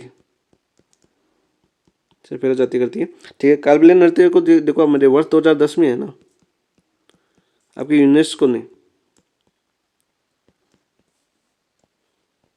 यूनेस्को द्वारा किसमें सम्मिलित कर लिया गया आपको, अमूर्त विरासत सूची में, अमूर्त विरासत सूची में शामिल कर लिया। और विदेशी स्तर पर गुलाबो ने इसको फेमस किया था, आपको पता है पेरिस गई थी, ये क्वेश्चन आया हुआ है करंट का उस टाइम। नेक्स्ट देखिए क्वेश्चन नंबर 23 क्या आपका, गुर्जर प्रतिहार कालीन अरशद माता मंदिर मूल रूप में किसे समर्पित है आपके, लक्ष्मी को, सरस्वती को, शिव को और विष्णु को। 12वीं सीटी की एग्जाम होती है उसमें भी था ये क्वेश्चन। तो देखो विष्णु को समर्पित है, जो आपका अरशद माता का मंदिर है, अरशद माता का मंदिर ये किसको समर्पित है आपके, विष्णु को समर्पित है। अरशद माता का मंदिर कहाँ आपका, आबानेरी, ये क्वेश्चन भी पूछा जा चुका है। और आबानेरी कहाँ आपकी, कौन से जिले में पड़ता है आपका, दौसा के अंदर, दौसा के अंदर। और दौसा आबानेरी की क्या प्रसिद्ध है आपको पता है, चांद बावड़ी, चांद बावड़ी भी पसंद है। नहीं देखो क्वेश्चन नंबर 24 क्या है आपका, निम्न में से कौन सा युग्म सुमिलित नहीं है, कौन सा युग्म है जो सही सुमिलित नहीं है हमें बताना है। तो सिवाना किला तो बाड़मेर में पड़ता है, ये सही है। सोनलगढ़ जैसलमेर नहीं पड़ता, जैसलमेर में क्या पड़ता है आपका, सोनारगढ़, सोनार और सोनारगढ़ में बहुत फर्क है आपका, सोनारगढ़ पड़ता है। तो असुमिलित कौन सा हो जाएगा आपका, ऑप्शन नंबर 2। शेरगढ़ दुर्ग 12 में पड़ता है, बठनेर दुर्ग हनुमानगढ़ में पड़ता है, आपका सही हो जाएगा। तो चॉइस का आंसर हो जाएगा आपका ऑप्शन नंबर 2। आप देखिए इंपॉर्टेंट क्या है इसमें, देखो सोनलगढ़ का तो राजस्थान में तो नहीं पड़ता, राजस्थान में मैंने कहीं नहीं पढ़ा सोनलगढ़, और मैंने इसको सर्च मारा तो ये आपका एमपी के अंदर पड़ता है सोनलगढ़। अब देखो आपका सिवाना, सिवाना के से क्या क्या क्वेश्चन पूछे जाते हैं।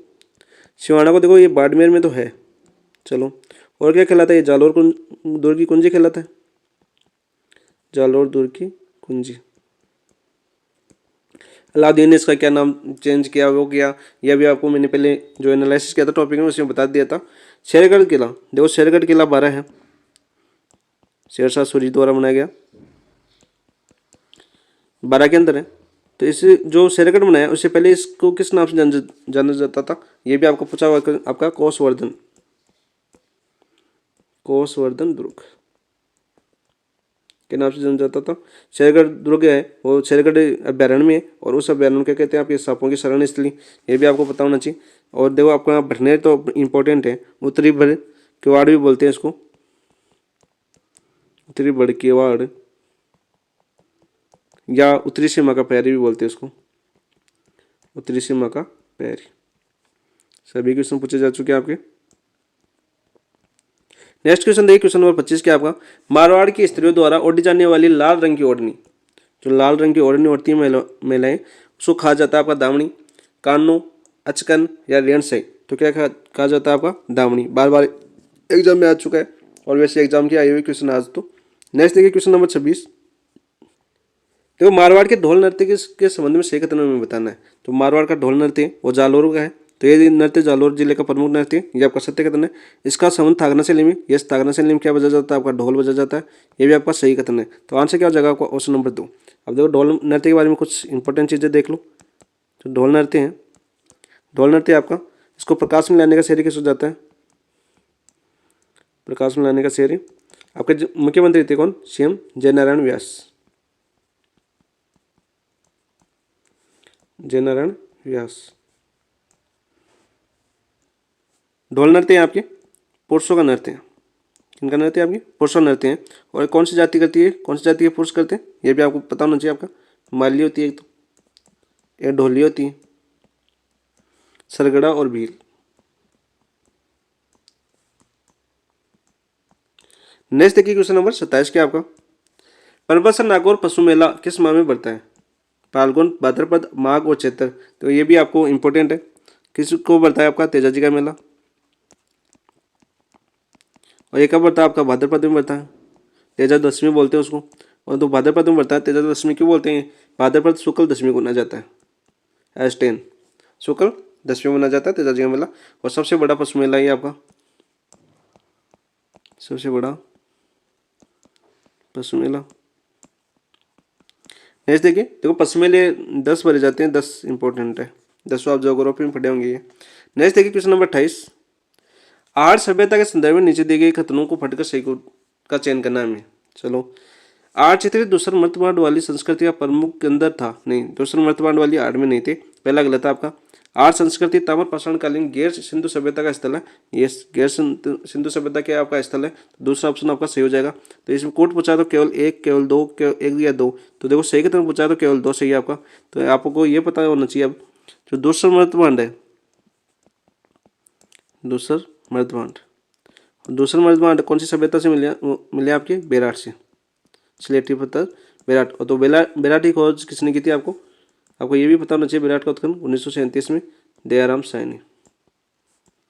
कितने क्वेश्चन कनेक्ट हो गए एक ही क्वेश्चन के। अब देखो मैं आर्ट पूछा है तो आर्ट के बारे में कुछ चीज़ें जाननी होनी चाहिए, आपको पता होनी चाहिए। आर्ट, आर्ट को अन्य नाम से किस किस नाम से जाना जाता है आपको? आर्ट को देखो आघाटपुर भी बोलते हैं, आघाटपुर, धूलकोट, और आपको ताम्रवर्ती नगरी भी पूछी जाती है, ताम्रवर्ती नगरी। तो आप सभी को पता है फर्स्ट ग्रेड की तैयारी कर रहे हैं तो काफ़ी एग्जामों से आपका सामना हो चुका है। तो इन सभी एग्जामों में आपके ये तीनों नाम आपको देखने को मिले होंगे, बार बार मिले होंगे। तो आर्ट में साथ देखो, इसके सर्वप्रथम खोज किसी ने की थी? आपकी उत्खनन 1953 में अक्षय कीर्ति व्यास, अक्षय कीर्ति व्यास। 53 के बाद 1956 में आए थे। 1956 में कौन आए थे? आपके आर.सी. अग्रवाल। ये भी आपका क्वेश्चन पूछा जा चुका है। फिर 1956 के बाद में आपकी 1961-62 में कौन आए थे? आपकी एच.टी. साकलिया। और एच.टी. साकलिया के साथ एक बंदा और था, साथ कौन? आपका वी.एन. मिसर, वी.एन. मिसर। ये हमने आर्ट सभ्यता के बारे में थोड़ी बहुत जानकारी ले ली, इंपॉर्टेंट। नेक्स्ट देखिए क्वेश्चन नंबर 29 क्या आपका, मारवाड़ राज्य लोक परिषद का प्रथम अधिवेशन को अध्यक्षता में देश में आयोजित हुई। तो देखो सर्वप्रथम प्रथम जो आपका मारवाड़ राज्य लोक परिषद है इसका प्रथम अधिवेशन हुआ था, उसकी अध्यक्षता किसने की थी? आपके चांदकरण साधन की थी। और ये कहाँ होता आपका? पुष्कर के अंदर होता। और पुष्कर में कब होता है? ये 1931 के अंदर। ठीक है, तो आंसर हो जाएगा आपका ऑप्शन नंबर 1। ठीक है, मुख्य अतिथि कौन थे इसमें? मुख्य अतिथि ये भी पूछा जा चुका है क्वेश्चन। मुख्य अतिथि थी आपकी कस्तूरबा गांधी, कस्तूरबा गांधी। नेक्स्ट देखिए क्वेश्चन नंबर 30 क्या आपका, बिजोलिया किसान आंदोलन के संदर्भ में निम्नलिखित कथनों का विचार करना में। विजय सिंह फतेह ने बिजोलिया में विद्या प्रचारणी सभा का गठन किया। अंग्रेजों ने बिजोलिया किसान पंचायतों की तुलना रूसी सोवियतों से की। बिजोलिया किसान आंदोलन का अंतिम चरण का नेतृत्व फतेह कर्मचारी ने किया। उपयुक्त में से सही कथन कौन सा है हमें बताना है। तो देखो पहला कथन आपका सही है, विद्या प्रचारणी सभा का गठन किसने किया था? आपके विजय सिंह फतेह ने। अंग्रेजों ने बिजोलिया किसान पंचायतों की तुलना रूसी सोवियतों से की, ये भी आपका सही है। बिजोलिया किसान आंदोलन का अंतिम चरण देखो नेतृत्व फतेह कर्मचारी ने नहीं किया, किसी भी चरण का नेतृत्व कर्मचारी ने तो नहीं किया। तो ये कौन से चरण संबंधित कौन सा चरण था इनका? संबंधित चरण था इनका फर्स्ट, पहला चरण। और पहले चरण का नेतृत्व किसने किया था? आपका साधु सीताराम दास।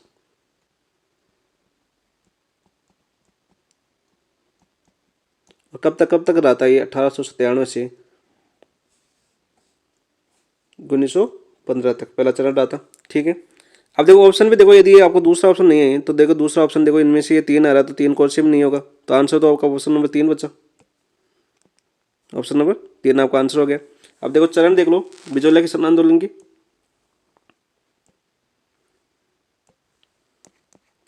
आपका जो बिजोलिया आंदोलन है, प्रथम चरण तो हो गया, दूसरा चरण हुआ था सेकंड चरण, ये कहाँ से कब तक हुआ था आपका 1915 से 1923 तक, और इसको किसका नेतृत्व किया था आपके विजय सिंह फतिक ने, फतिक।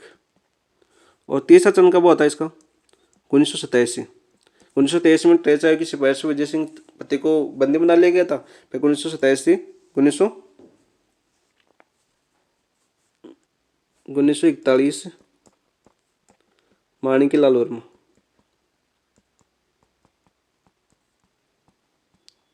ठीक है, नेक्स्ट क्वेश्चन देखिए, क्वेश्चन नंबर 31 क्या होगा।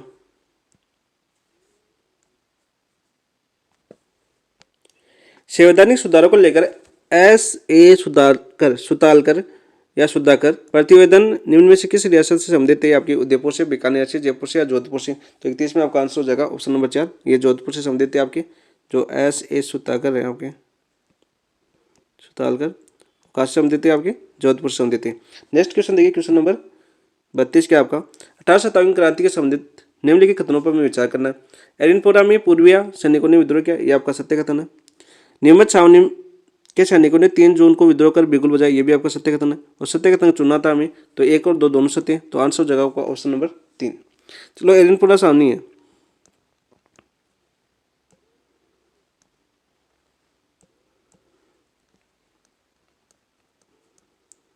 एरिनपुरा एरिनपुरा एरिनपुरा में क्रांति कब हुई थी आपकी, 21 अगस्त 1857 को, 21 अगस्त 1857 को।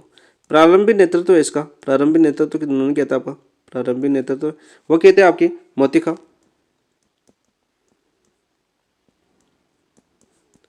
तिलक राम और एक और था आपका शीतल प्रसाद। फिर इन्होंने किसको दे दिया आपको, ठाकुर कुशाल सिंह को। फिर आया आपकी कुशाल सिंह के देखो 2 युद्ध पूछे जाते हैं, बार बार एग्जाम में पूछे जाते हैं दोनों युद्ध, आपको सभी को पता है दोनों युद्ध कौन सा आपका, बिथोड़ा का युद्ध, बिथोड़ा का युद्ध जो कब हुआ था आपका, 8 सितंबर 1857 को। दूसरा देखो कौन सा होता है आपका, चिलावास का युद्ध, चिलावास का युद्ध कब हुआ था आपका, 18 सितंबर को, 1857 को। दूसरा ऑप्शन क्या था आपका, नीमच, जो आपका नीमच है उसमें कब हुई थी, 3 जून 1857 को। और नेतृत्व किसने किया था आपके वहां पर, मोहम्मद अली बेग ने,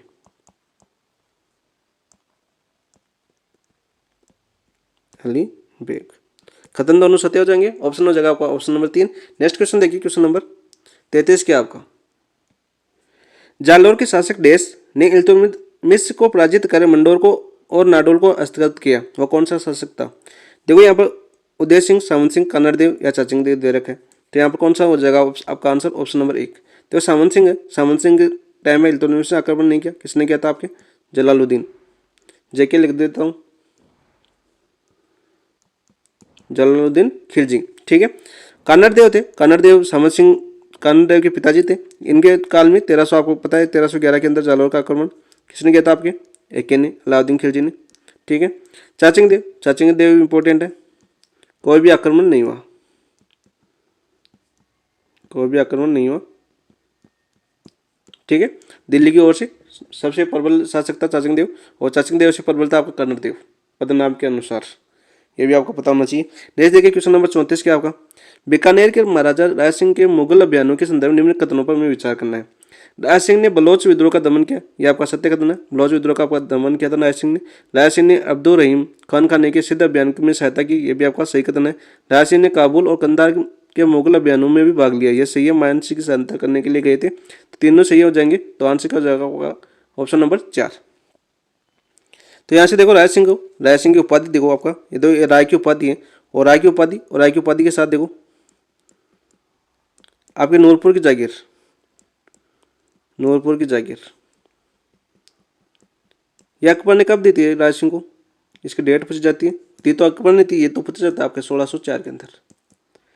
नेक्स्ट देखिए, इसका आंसर तो ऑप्शन नंबर 4 होगी, आपको बता दिया। नेक्स्ट देखिए क्वेश्चन नंबर 35, निम्नलिखित शासकों की उपाधियों को में से सही सम्मिलित नहीं है, हमें बताना। देखो, महाराणा राज सिंह के विजय कटकाटू है, महाराणा सागर के हिंदूपत है, चंद्रसेन के आपका विस्मृत नायक है, महाराणा प्रताप के हिंदू सुल्तान नहीं है। हिंदू सुल्तान किसकी उपाधि? आपकी संगा की उपाधि है।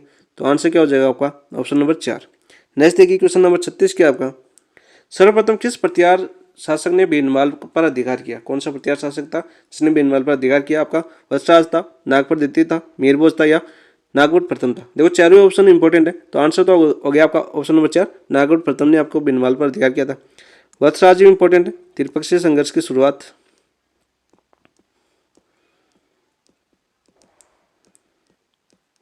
किया था इन्होंने, शुरुआत, ठीक है। नागपुर द्वितीय ने इसी त्रिपक्षीय संघर्ष के अंदर कन्नौज पर अधिकार किया, कन्नौज पर अधिकार करके उसको क्या बनाया? आपकी राजधानी बनाया, ठीक है। और मीरभोज ने यहाँ पर त्रिपक्षीय संघर्ष पूरी तरह से क्या हुआ? समाप्त हुआ। इसी के अंदर अंतिम परिणामिक जो निर्णायक विजय हुई थी मीरभोज जय काल में हुई थी, ये भी इंपॉर्टेंट है। आदिवरा, प्रवास आदि नामों से जाना जाता है मीरभोज को, ठीक है।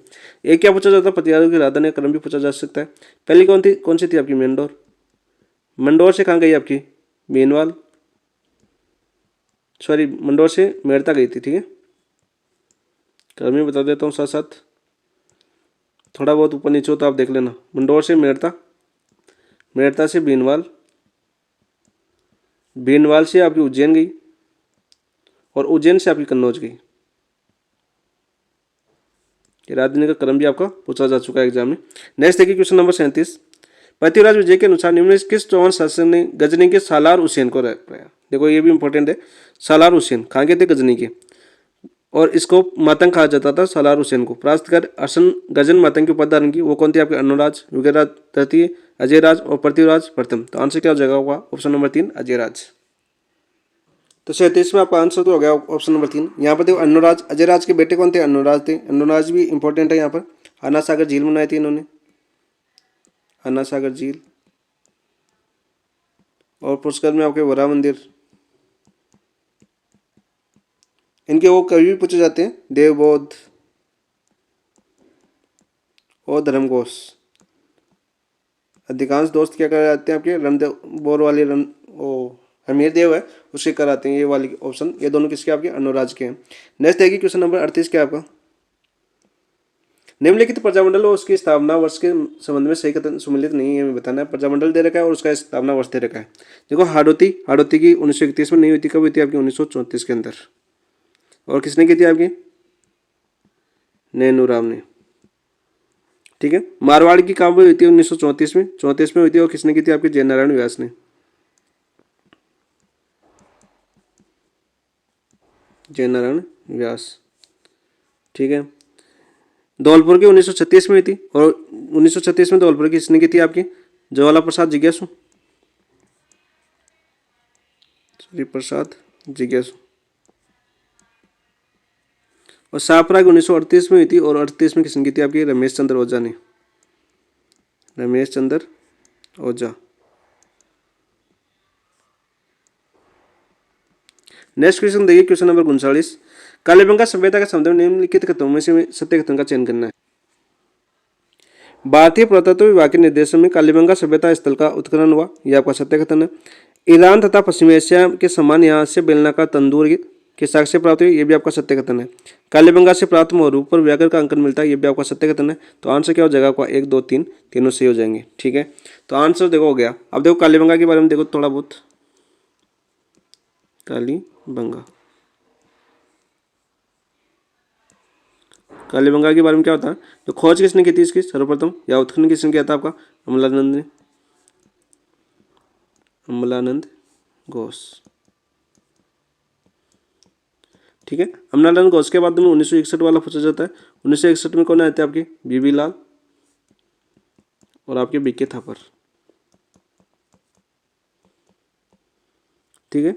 और ये भारत का कौन सा? आपका राजस्थान का तो प्रथम, भारत का तीसरा, तीसरा सबसे बड़ा पुरातात्विक स्थल है ये, बड़ा पुरातात्विक स्थल, और राजस्थान का प्रथम, फर्स्ट। नेक्स्ट क्वेश्चन देखिए, क्वेश्चन नंबर 40 और जीके के अंतिम क्वेश्चन नहीं है आपका। 40 नंबर क्वेश्चन आपका, राजस्थान एकीकरण के संदर्भ में निम्न कथनों पर विचार करना है। डूंगरपुर के महाराजा लक्ष्मण सिंह ने स्वतंत्रता से पूर्व बागड़ संघ बनाने का प्रयास किया। भारत सरकार ने 15 फरवरी 1948 को एस एन सप्रू को भरतपुर का प्रशासन नियुक्त किया। एस एन सप्रू है, उसको भरतपुर का प्रशासन नियुक्त किया। शंकर देव समिति की सिफारिश पर मत्स्य संघ का विलय संयुक्त राजस्थान में किया। संयुक्त राजस्थान में किया आपका, किसमें किया था आपका, वर्त राजस्थान में मत्स्य संघ का विलय किया था। समिति तो आपकी शंकर देव राय समिति थी। इतनी देखो माइनर सी गलती है ये, जिसने पकड़ लिया वो तो सही हो गया, जिसने नहीं पकड़ा उसका गलत हो गया। तो इसमें आंसर क्या हो जाएगा आपका, 1 और 2। ऑप्शन नंबर 1 और 2 कौन सी में, ऑप्शन नंबर 2 आंसर हो जाएगा 40 के अंदर आपका। अब देखिए राजस्थान के एकीकरण का क्वेश्चन आ गया, तो राजस्थान के एकीकरण को पूरा समझ लेते हैं, यहीं पर याद कर लेते हैं एक बार। राजस्थान का एकीकरण, राजस्थान का एकीकरण कितने चरणों में हुआ आपका, 7 चरणों में हुआ है, 7 चरण में होता। फर्स्ट चरण कब होता है आपका, फर्स्ट चरण होता है आपका, तो या तो 17 भी आ सकता है ऑप्शन में, या 18 भी आ सकता है। 17 या 18 मार्च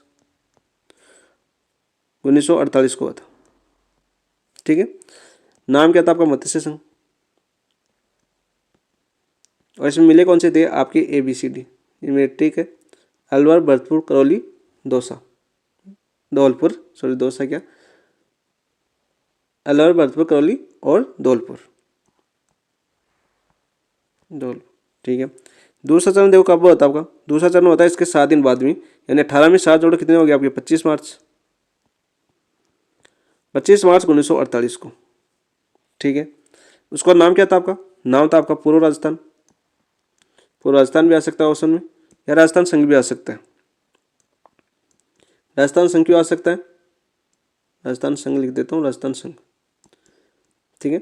सबसे ज़्यादा रियासतों का एकीकरण किस में होता है, इसमें सेकंड चरण में होता है आपके। वो कौन कौन सी रियासतें थी वो तो बताना संभव नहीं है, लेकिन बता देता हूँ, परसा बाबू, झाड़ू,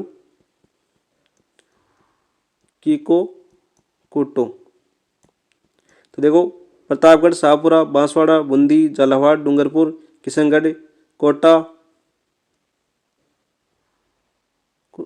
कुशलगढ़ और टोंक, सभी हो गई आपकी। तीसरा चरण देखो, अब तीसरा चरण कब होता है आपका, इसके 1 महीने बाद, तो कब होता है आपका, 18 अप्रैल को हुआ था। और उसे नाम क्या था आपका, संयुक्त राजस्थान। और संयुक्त राजस्थान में केवल क्या मिला था आपका, उदयपुर मिला था। चौथा इंपॉर्टेंट है वैसे, 30 मार्च 1949 को होता राजस्थान दिवस मनाया जाता है। और ये इसका नाम क्या कर दिया था आपका, वर्त राजस्थान।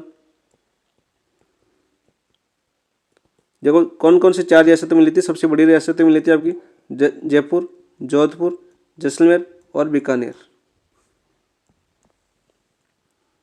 पांचवा चरण देखिए, पांचवा चरण कब होता आपका, पंचम चरण होता आपका 15 मई 1949 को। और इसमें जो मत्स्य संघ है, अभी अपना क्वेश्चन था ये समझाने का प्रयास कर रहा था मैं, काफी नहीं, मत्स्य संघ इसको किसमें मिला दिया आपका, वर्त राजस्थान में मिला दिया। और आपका इसका नाम क्या कर दिया आपका, संयुक्त वर्त राजस्थान। और इसमें प्रधानमंत्री का पद समाप्त करके क्या हो गया था आपका, मुख्यमंत्री। छठे चरण में देखो, छठा चरण में होता आपका 26 जनवरी 1950 को, 26 जनवरी 1950 को। इसमें सिरोही को मिला गया था, लेकिन सिरोही से 2 गांव छोड़ दिए गए थे, आबू और इसका नाम कर दिया था आपका राजस्थान। सातवां चरण कब हुआ था आपका, देलवाड़ा है ना, दिलवाड़ा, आबू और दिलवाड़ा को छोड़ के। और 1 नवंबर 1956 को, 1 नवंबर 1956 को हुआ था। और इसमें आबू और दिलवाड़ा को भी ले आए थे, और आपका नाम हो गया था अपना राजस्थान ही था, ठीक है। और इसमें राज्यपाल का नाम, राज प्रमुख का नाम चेंज करके क्या कर दिया था इसमें, राज्यपाल। और पहले राज्यपाल कौन थे अपने, गुरुमुख निहाल सिंह, गुरुमुख निहाल सिंह, ठीक है। ये जीके के पूरे हो गए क्वेश्चन, जीके के पूरे क्वेश्चन हो गए अपने। नेक्स्ट देखिए क्वेश्चन नंबर 41 क्या आपका, राजस्थान में समग्र शिक्षा अभियान के विषय में में असत्य कथन है, असत्य कथन हमें बताना है। राज्य के शिक्षा मंत्री 86% के अध्यक्ष होते हैं।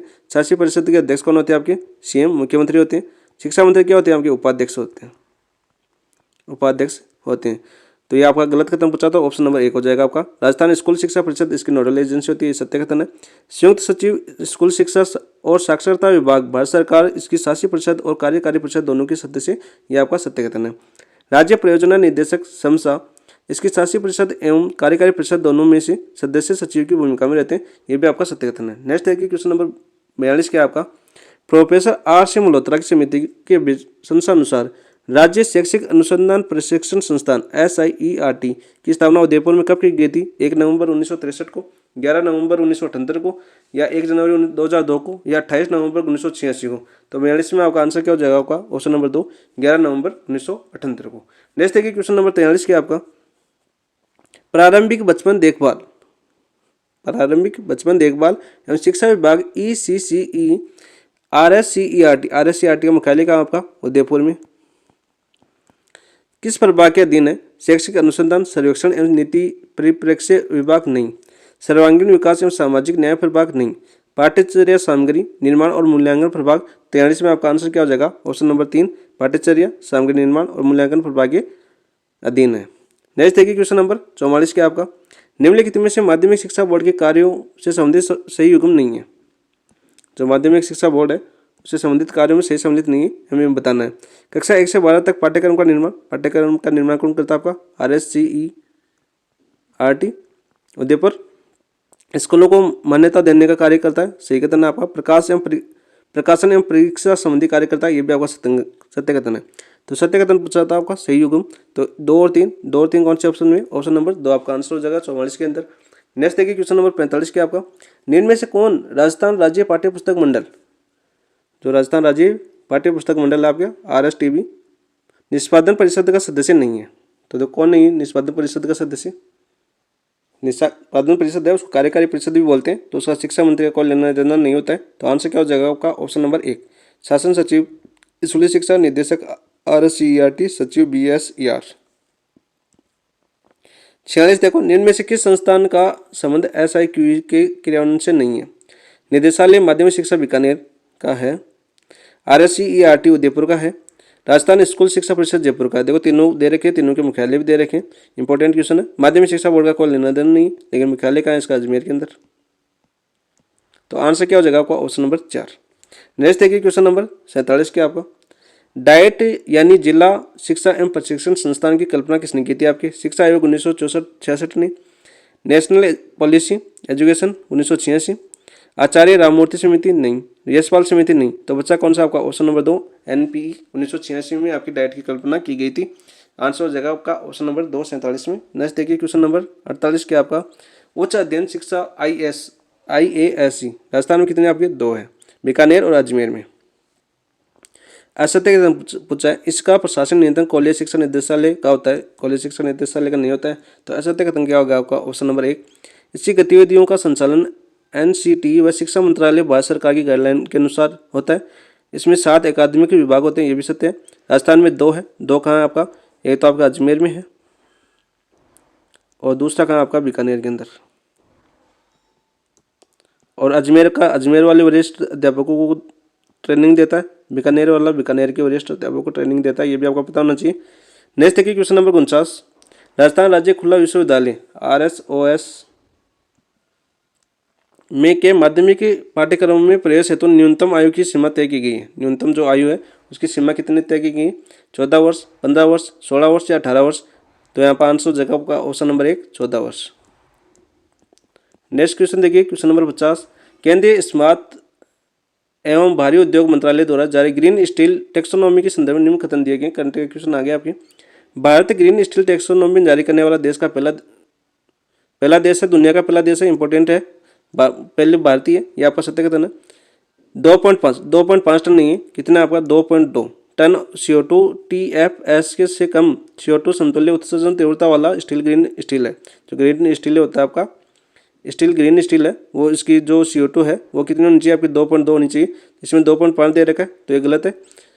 4 सितारा यानी 4 स्टार ग्रीन रेटेड स्टील की उत्सर्जन तीव्रता 1.6 और 2.0 टन CO2 TFS के मध्य है, ये आपका सत्य कथन है। तो देखो आपका 1 और 3 सत्य है। 1 और 3 कौन से ऑप्शन में? ऑप्शन नंबर 3 आपका आंसर हो जाएगा। नेक्स्ट देखिए क्वेश्चन नंबर 51 क्या आपका, देखिए सूची फर्स्ट को सूची सेकंड से सम्मिलित करना है। सूची फर्स्ट में आयोजन दे रखे हैं और सूची सेकंड में स्थान दे रखे हैं। 18वां प्रवासी भारतीय दिवस भुवनेश्वर में मनाया गया था, ऑप्शन नंबर 2। तो 2 कौन से में है? देखो 1 और 4 में, तो दूसरा और तीसरा तो कैंसिल हो गया। 59वां अखिल भारतीय पुलिस महानिदेशक सम्मेलन, ये भी भरतपुर में होता, सॉरी भुवनेश्वर में होता, भुवनेश्वर में। तो देखो इसमें भी 2 है, तो इसमें भी 2 है, तो इसमें 2 नहीं है, तो ये गलत हो जाएगा। आंसर हो गया आपका ऑप्शन नंबर 4। और यहाँ से आप आगे देख लीजिए, 9वां अंतर्राष्ट्रीय गीता महोत्सव आपके कुरुक्षेत्र में होता, और 83वीं भारतीय सड़क कांग्रेस हुआ था, वो होता आपका रायपुर के अंदर। तो आंसर हो गया आपका 2, 2, 5, 4, ऑप्शन नंबर 4 51 के अंदर। नेक्स्ट देखिए क्वेश्चन नंबर 52 क्या आपका, बुनियादी पशुपालन सांख्यिकी 2024 के अनुसार राजस्थान में निम्न में से किसके उत्पादन में शीर्ष स्थान पर है? राजस्थान अपना शीर्ष स्थान पर है। दूध में नहीं, अंडा में नहीं, तो मांस में नहीं, तो बच्चा कौन सा आपका? ऊन। ऊन में रहता है राजस्थान में, बेडों पर ज़्यादा खर्च करता है राजस्थान वाला, और बेड रखते भी राजस्थान के लोग। नेक्स्ट देखिए क्वेश्चन नंबर 53 क्या आपका, भारत में यूनिफाइड कॉम्प्लेक्स रेडियो एंटीना, जो यूनिफाइड रेडियो कॉम्प्लेक्स है आपका एंटीना यूनिकॉर्न प्रणाली के सह उत्पादन के लिए किस देश के साथ कार्यान्वयन ज्ञापन हस्ताक्षर किए हैं? अमेरिका, जापान, इजराइल या ऑस्ट्रेलिया। तो आपका 53 में आंसर क्या हो जाएगा आपका? ऑप्शन नंबर 2 जापान के साथ ये ज्ञापन हस्ताक्षर किए गए हैं, unified complex radio antenna unicorn. Next देखिए क्वेश्चन नंबर 54 क्या आपका, दिसंबर 2024 में नवयुक्ति राज्यपालों के संदर्भ में सूची फर्स्ट को सूची सेकंड से सम्मिलित करना है हमें। सूची फर्स्ट में मैं राज्यपाल दे रखे हैं, सूची सेकंड में मैं राज्य दे रखे हैं। तो देखो अजय कुमार भल्ला है, अजय कुमार भल्ला, तो अजय कुमार भल्ला आपके मणिपुर के बने थे, तो मणिपुर कौन से में आपके? ऑप्शन नंबर 4 के अंदर। जनरल वीके सिंह है, वीके सिंह आपके मिजोरम के बने, तो देखो 4-1 इन दोनों में है, 2 तो कैंसिल हो जाएंगे नीचे वाले। राजेंद्र विश्वनाथ अरलेकर, ये कहाँ के बने? आपके केरल के बने। और डॉक्टर हरि बाम्बू कंबपति है, वो आपके उड़ीसा के बने। तो आंसर क्या हो जाएगा का? 4-1-3-2, ऑप्शन नंबर 1 आंसर हो जाएगा 54 के अंदर।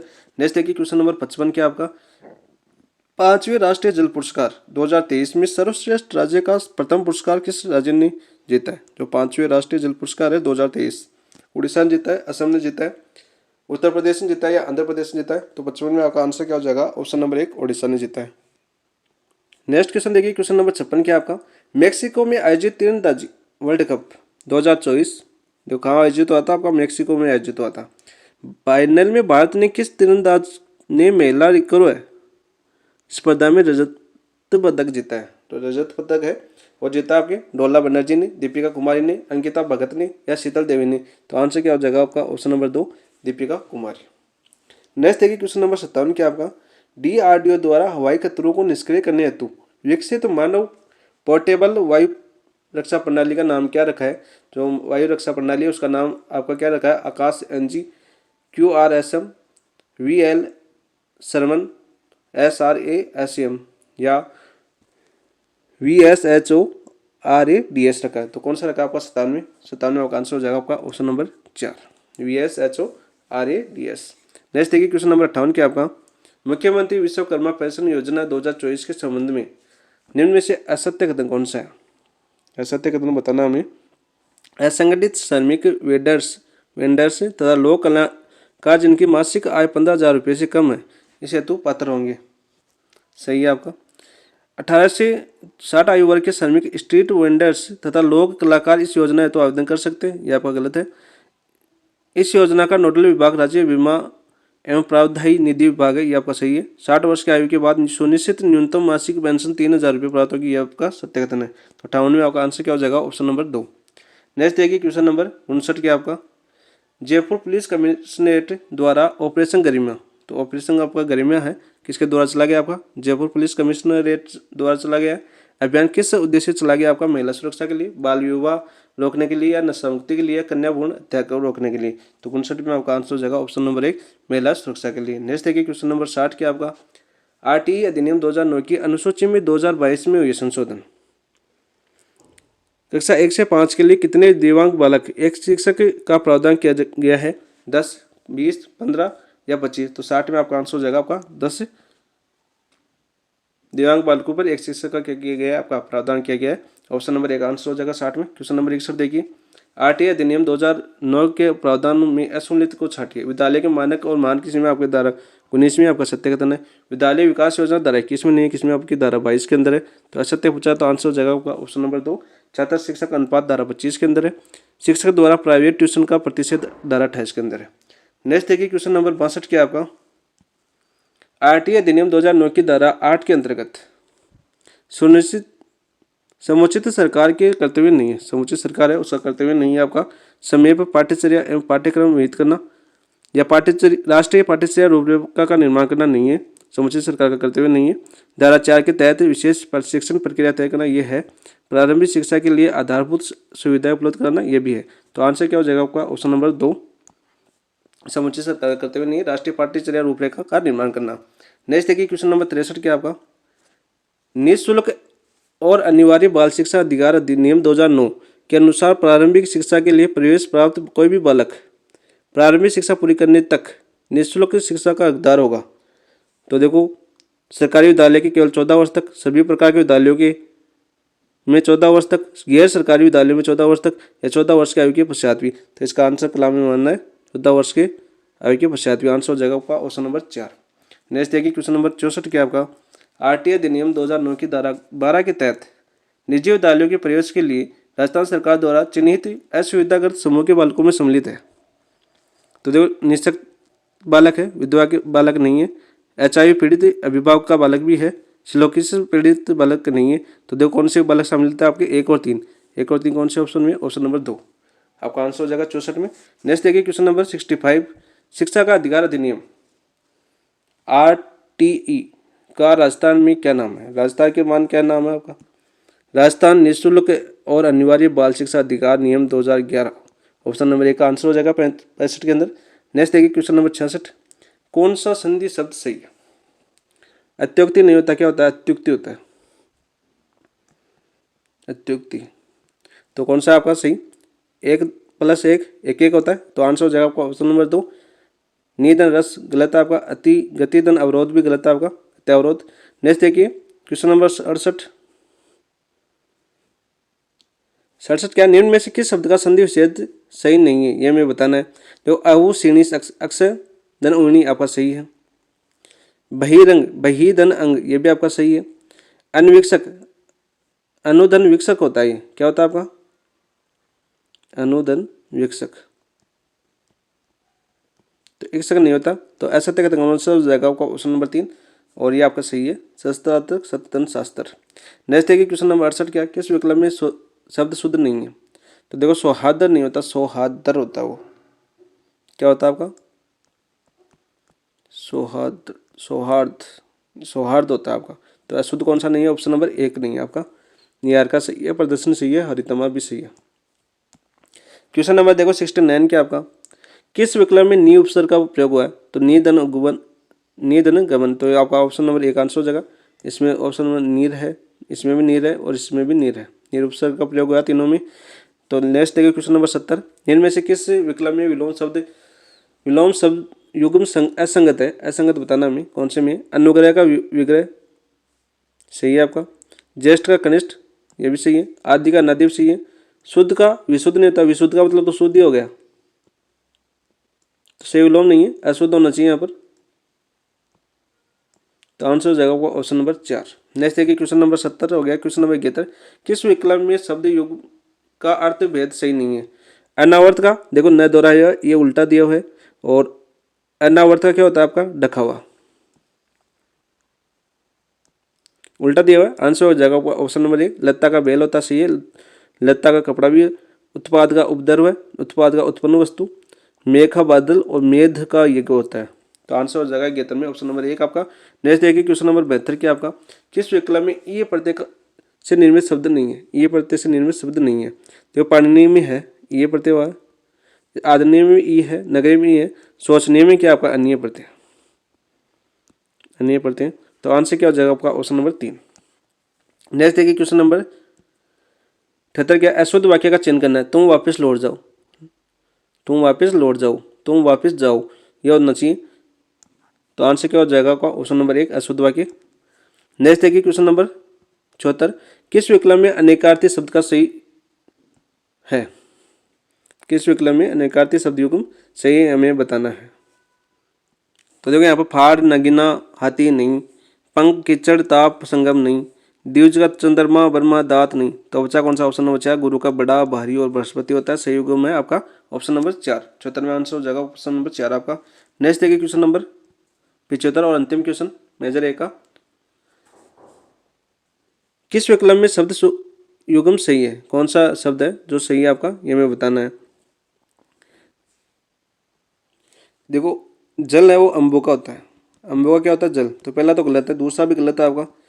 तो तीसरा ऑप्शन देखो ऑप्शन नंबर 3 आपका एमएल का स्वच्छ होता है और एमएल का खटास होता है। तो आंसर हो जाएगा आपका ऑप्शन नंबर 3 किस विकल्प में शब्द युग्म सही है। ऑप्शन नंबर 3 आपका आंसर हो जाएगा। ये हमने आज अपने 75 क्वेश्चन कंप्लीट कर लिए, मेजर एक ही क्वेश्चन। यदि क्लास आपको अच्छी लगी, क्लास में जो कमी हुई ये आप कमेंट में जरूर बताएंगे, ताकि उसमें अगले वाले जो मेजर माइनर 6 होगा उसका सॉल्यूशन करें, तो उसमें का सुधार किया जाए और मुझे भी इस चीज़ का पता चले कि हाँ मैं इस चीज़ में कमी कर रहा हूँ, इस चीज़ में मुझको सुधार करना है। और यदि आपको क्लास अच्छी लगी तो लाइक ज़रूर करना, ताकि मेरा भी मोटिवेशन बढ़े कि हाँ मैं कुछ कर रहा हूँ तो अच्छा कर रहा हूँ। साथ में जो अपने सभी दोस्तों को जो फर्स्ट ग्रेड की तैयारी करें उसको शेयर भी जरूर करें, सभी के लिए उपयोगी है ये क्लास। थैंक यू दोस्तों, आप सभी का दिल से धन्यवाद कि आप जुड़े हैं हमसे। धन्यवाद।